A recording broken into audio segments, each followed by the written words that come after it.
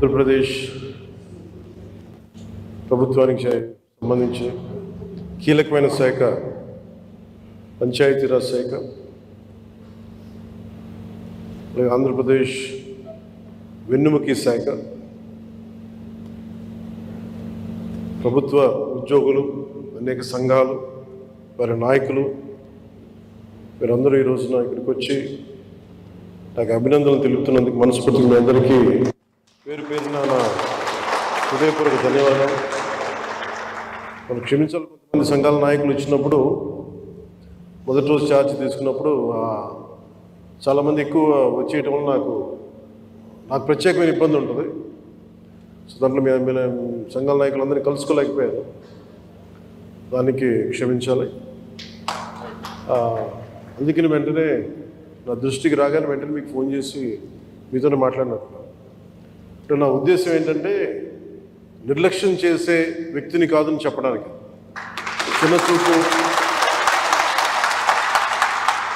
చిన్నచూపు చూసే వ్యక్తిని కాదు. మీ సమస్య నా సమస్య, అది చాలాసార్లు సభలో చెప్పాను. కానీ ఇప్పుడు ప్రత్యేకించి ఛార్జ్ తీసుకున్న తర్వాత మీకు మళ్ళీ మీ అందరికీ తెలియజేసుకుంటా ఉన్నాను. మిమ్మల్ని అర్థం చేసుకునే వ్యక్తిని, మీ సమస్యల్ని పరిష్కరించడం, ఎంత త్వరగా పరిష్కరించడం అనేది నా ఒక్కడి చేతిలో లేదు. కానీ మీ సమస్యల్ని వినగలిగే శక్తి ఉన్నవాడు. ముందు సమస్యని వింటే పరిష్కారం దొరుకుతుంది. వినటానికి అలసట అందరికీ. సో నేను మీకు ప్రత్యేకించి తెలియజేసుకునేది, నేను వినే వ్యక్తిని. ఇందాక మీ సహచరులు ఎవరు వచ్చి ఇక్కడికి ఇచ్చారు, సహచరాలు, అది ఖచ్చితంగా యుద్ధ ప్రాతిపాదికన మీరు ఆ సమస్యను పరిష్కరిస్తాను మీరు వచ్చి ఇచ్చారు. ఇలాంటివి చేయడానికంటే మీరు ఇందాక ముందు సంఘాల పెద్దలు కూడా మాట్లాడుతూ చాలామంది గతంలో కూడా మీరు సమ్మెలు, గత ప్రభుత్వం మీద మా కోపం ఉంది, మీకు ఈ ప్రభుత్వం మీద మీరు మాట్లాడుతూ ఉన్నారు. ఒక్కటి ఏంటంటే, ఇది అందరం కలిసి పనిచేయాలి, మినిస్ట్రీ కానీ ఉద్యోగులు కానీ. గతంలో ఎవరు ఎలా చేశారో నాకు తెలీదు, మీరందరూ వింటా ఉంటే నేను సమస్యలు వింటా ఉన్నా. కాకపోతే ఇది చాలా పురాతనమైన, చాలా బలమైన వ్యవస్థ, చాలా పాత వ్యవస్థ. ఇది ప్రతిసారి వ్యవస్థకి ఒక తుప్పు పట్టినట్టు పట్టేస్తాం. దీన్ని బలోపేతం చేయాల్సిన అవసరం ఉంది. దీనిని సమస్యలు ఏవైతే ఉన్నాయో మీ అందరికీ ప్రతి సంఘం తరఫున ఇది ప్రత్యేకించి ఒక ఓవరాల్గా మేము ఇలా చేయదలుచుకున్నాం, మా సమస్యలు ఇవి, లేదంటే మేము ఇలా నిలబడతాం, కొంచెం ఇవన్నీ చెప్తా ఉన్నారు. నేను మీకు ఈరోజు మాటిస్తున్నాను, పంచాయతీ పనులతో పాటు మీ సమస్యలను కూడా నేను వినే వ్యక్తిని. నేను ప్రత్యేకించి ఏ సంఘాలకు సంబంధించి ఆ సంఘానికి ప్రత్యేకించి ఒక టైంని అలాట్ చేసి మరి. కాకపోతే నాకున్న సమస్య ఏంటంటే, అందరూ కొంచెం ప్రిపేర్ అయ్యారండి బాగా. అంటే నేను చాలా శాఖలు ఉన్నాయి, మిగతా పనులు కూడా చూసుకోవాలి. కాబట్టి మీరు బాగా ప్రిపేర్ అయ్యి వచ్చి ఒక పరిష్కార మార్గం కూడా తీసుకెళ్ళండి. దాదాపు ఇలా ఆలోచించవచ్చు, ఇలా చేయొచ్చు. ఇందాక మీరు మాట్లాడుతూ అన్నారు, గత ప్రభుత్వం అంటే అంతకుముందు 2014 వచ్చినప్పుడు మా మీద కొంచెం కెనుకుందన్నట్టుగా మీరు అన్నారు ఇందాక. అది అంటే భయపెట్టేవాడికి భయపడతారు, కానీ కొంచెం ఓపెన్గా సహజంగా కొంచెం వినే వాళ్ళతోటి ఎక్కువ ఆ బాధను మేము గత ప్రభుత్వం మిమ్మల్ని అందరినీ భయపెట్టింది,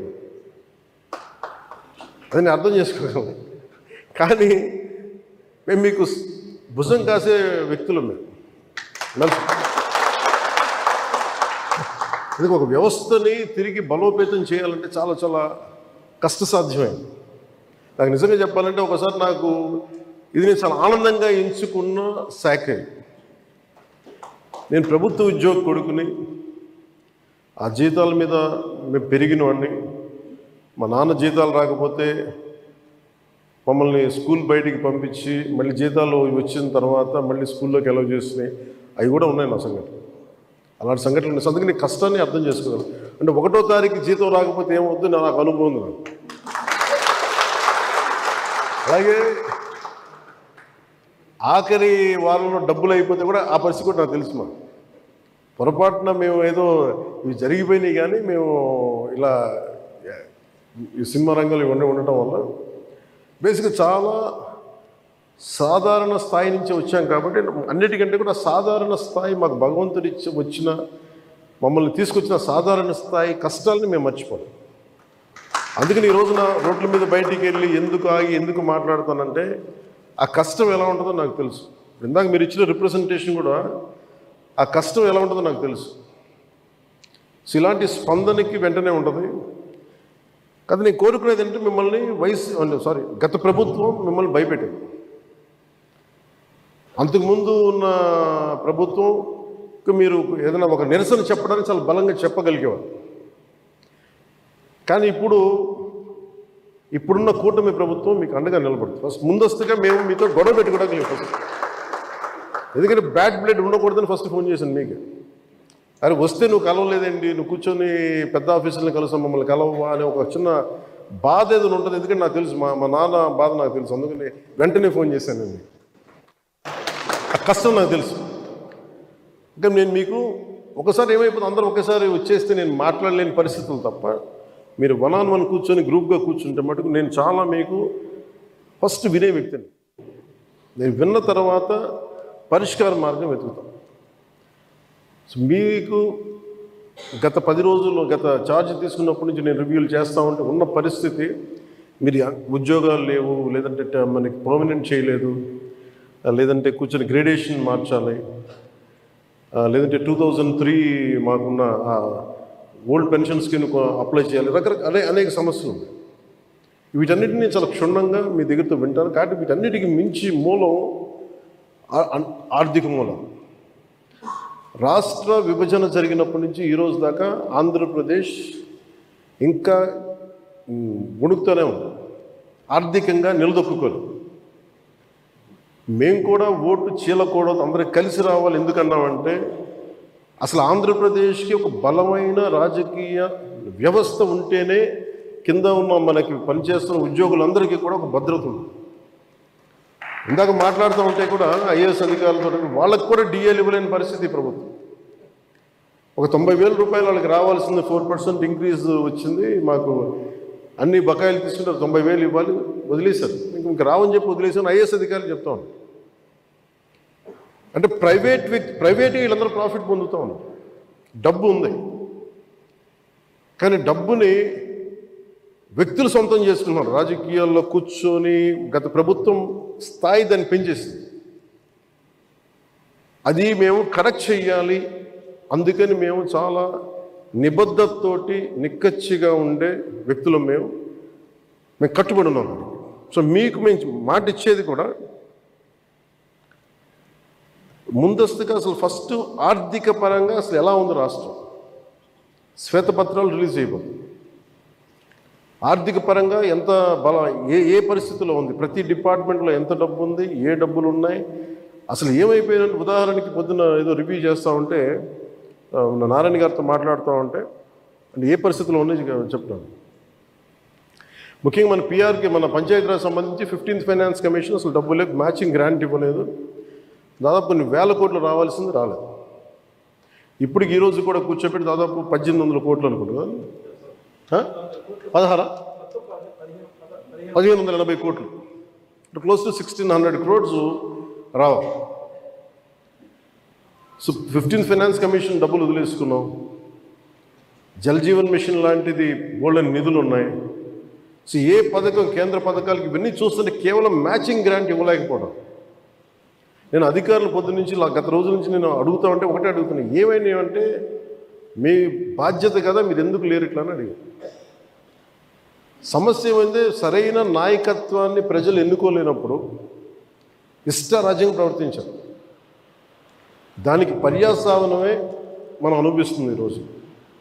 నేను మీకు ఒక రెవల్యూషనరీ విప్లవాత్మకమైన మార్పులు తీసుకురావాలి ఆంధ్రప్రదేశ్ విధి విధానాల్లో కానీ ప్రభుత్వ విధానాల్లో కానీ, దానికి నేను నా వంతు కృషి నేను బలంగా చేసి పెడతాను. మీకు ఏదో ఒక రోజు వారానికి మీ సమస్యల మీద ప్రత్యేకించి దృష్టి సారిస్తాం. అంటే ఈరోజు కూర్చుంటే ఒక సపోజ్ నెల రోజుల్లోపు నాకున్న సమయంలో, అందుకే నెల రోజులు అంటే అది 2 వారాల్లో కానీ మీరు చెప్పండి, నాకు ఇంత టైం పడుతుంది, ఒక్కొక్క వింగ్ని అర్థం చేసుకోవాలి. ఇప్పుడు మీరు చెప్పారు ఈ ఫిట్మెంట్లు కానీ మనకి పిఆర్సీ కానీ, అలాగే కమిషనర్స్ని ఇప్పుడు దాకా అపాయింట్ చేయలేదు. ప్రతిదీ కూడా మీరు క్షుణ్ణంగా చెప్తే నేను కన్సర్న్ అధికారులతో మాట్లాడి నేను ఏం చేయగలంటే, నేను టాస్క్ మాస్టర్ ముందు సమస్యకు పరిష్కారం వెతుకుతానని చెప్పేవాడు. నేను పారిపోయే వ్యక్తిని. నాకు రాజకీయాలు నాకు అవసరం లేదు. నాకు నేను ఎందుకు వచ్చానంటే ఇది నా నేల అనుకొని వచ్చాను. ఇది ఎవరో మీ తరపున నిలబడి మాట్లాడటానికి ఇన్ని కోట్ల మందికి నిలబడాలి, నా వంతు కృషి చేయడానికి వచ్చాను. దాంట్లో భాగం మీ భవిష్యత్తుకి, మీ భద్రతకు కూడా నేను మనస్ఫూర్తిగా మాటిస్తున్నాను, ఇది నిలబడి. సో నేను కోరుకునేదల్లా మీకు ఈరోజు నేను అద్భుతాలు చేసేస్తాను, అన్ని సమస్యల్ని పరిష్కరించేస్తాను నేను చెప్పను. ముందు నేను అవగాహన చేసుకోను.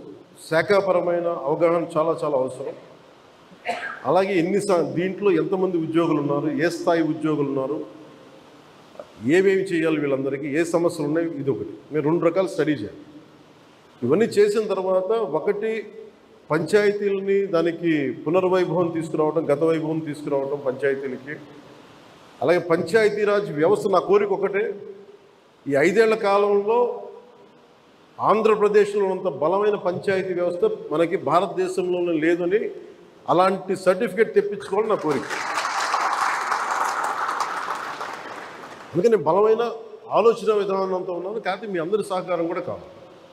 కానీ నేను ఒక్కడిని చేసేది కాదు. మీ అందరి సహాయ సహకారాలు, మీ సలహాలు, సూచనలు లేకపోతే నేను కూడా ఏం చేయలేదు. కానీ నేను మీకు అందుబాటులో ఉంటాను. మీకు ప్రత్యేకించి మీ ఈ ముఖ్యంగా మీరు కోరుకుంటుంది అన్నిటికంటే దారుణ బాధ అనిపించింది, నెలకి జీతాలు ఇవ్వడం పక్కన పెట్టి జీతాలు పెంచాలని అడగాలి, కానీ నెలకి జీతాలు వస్తే చాలు అనుకునే 1వ తారీఖు జీతాలు వస్తే చాలు అనే స్థాయికి పెరిగిపోయింది. సో అభివృద్ధి అనేది లేదు, నిధులు లేవు.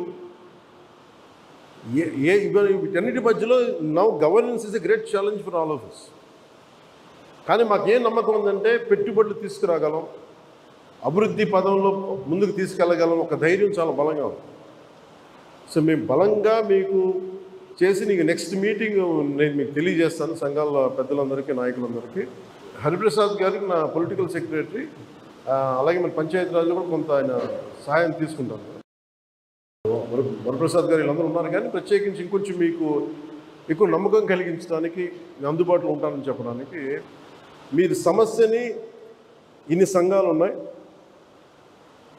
వీళ్ళకి ఈ సమస్య ఉంది, ఇది మాకు క్షుణ్ణంగా ఈయనేమంటారని మిమ్మల్ని ఈ రిపోర్ట్ చేసి పట్టుకురండి నేను మాట్లాడతాను. సో మీరు అది కుదిరితే మనం అక్కడ క్యాంప్ ఆఫీస్లోనే కూర్చుందాం, లేదంటే ఒకసారి ఏదైనా కూర్చోబెట్టి మీకు మీరున్న చోటకి అన్నీ బాగుంటాయి, నేను కూడా రావడం నాకు సిద్ధం. నాకు అలాంటి ఇబ్బందులు కూడా ఏమి. సో ఇవన్నీ దృష్టిలో పెట్టుకుని నాకు ఇప్పుడే ఛార్జ్ తీసుకున్నాను కాబట్టి కొద్దిగా నాకు కొన్ని రోజులు సమయం ఇవ్వండి. నాకు సమయం ఇచ్చిన తర్వాత మీతో కూర్చొని మన సాధక బాధకాలన్నీ మాట్లాడుకుని, ముందు మీరు ఆనందంగా ఉంటే తప్ప ప్రజలకు మిమ్మల్ని ఆనందంగా ఉంచలేదు. నాకు మీరు ఆనందంగా ఉండాలని మనసావాచ ఆకాంక్షించాను. అలాగే మీ సమస్యనమ్మా నేను వెంటనే అది మాట్లాడేస్తాను. నేను లాస్ట్ టైం కూడా చేయించాను, 2014లో కూడా ఇలాంటి ఇష్యూ ఏదో ఉంటే నేను అది ప్రత్యేకించి చేయించాను. It will be done. అది మేమే కూర్చోబెట్టి చేస్తాను, అది మట్టు కొంచెం మాట్లాడుతున్నాను చెప్తాను. సో మీ అందరికీ ప్రత్యేక ధన్యవాదాలు తెలుపుకుంటే, అంటే నేను ఎంత అవగాహన చేసుకున్నాను అనడానికి మీరు చెప్పిన ప్రతి పాయింట్ యాజ్ ఆన్ నౌ నేను నోట్ చేసుకున్నాను. దీని మీద నేను అంటే వీటి మీద కూర్చొని నెక్స్ట్ టైం మీటింగ్ నాకు కొంచెం ప్రిపరేటరీ వర్క్ కావాలి, అందువల్ల కూర్చొని మీతో మాట్లాడతాను తెలియజేసుకుని మీ అందరికీ ప్రత్యేకమైన ధన్యవాదాలు తెలుపు సెలవు తీసుకున్నాం. జై హింద్.